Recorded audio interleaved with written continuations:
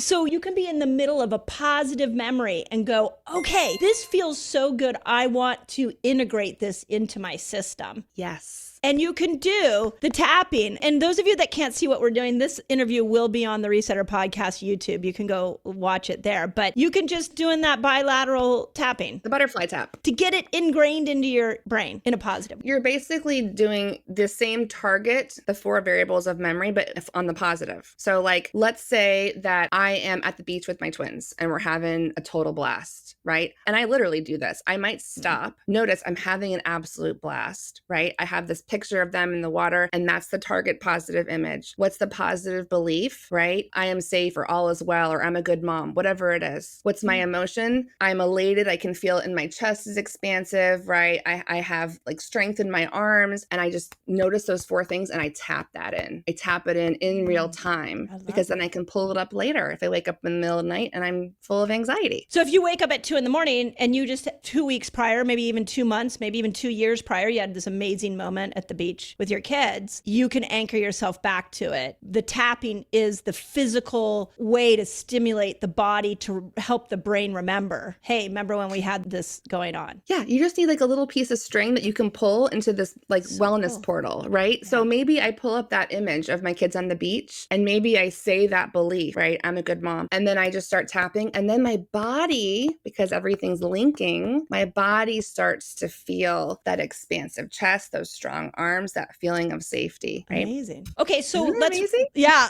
Like now I have 20 more questions on that. So let's say you're in the middle of what you could potentially be a traumatic moment. You're having a situation and you're like, this is where for the menopausal woman, the neurochemical armor is not there. So we're easy to agitate. And so when you see it being a potential further, trauma that could stay in you for a while, is there like a pattern interrupt you can do in that moment? Could you walk out of that situation and then go do something different? Like, how do you make sure that situation doesn't get integrated into the brain and now you're going to have to go do more EMDR? So I love this question, because what you're asking is kind of like the pinnacle, kind of more advanced levels of EMDR work, which is how do I actually get to choose in real time what curriculum I'm integrating? Yes.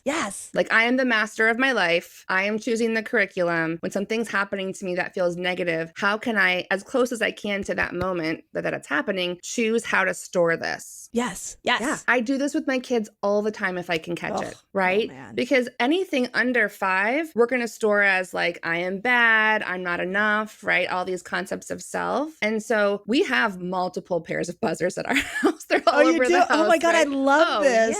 Yeah. And people can buy tappers. I mean, they're not expensive. They can buy the buzzers, right? Even just having them on kind of feels like a rocking sensation and regulates you. But if you notice something upsetting is happening, and let's say you want to kind of go back to the beach, right? Let's say something bad's happening for me and I'm upset. Let's say I get a disturbing phone call or I get an offender bender on the way home. I might stop and I might bring that resource in, right? Just to kind of desensitize what's happening now. And then if I have the resources to be able to say to myself, that fender bender happened, it's okay, right? I'm safe now. That positive belief of I can figure things out, because it's really the kind of the medicine for a lot of women's default, which is like, oh, I should have ...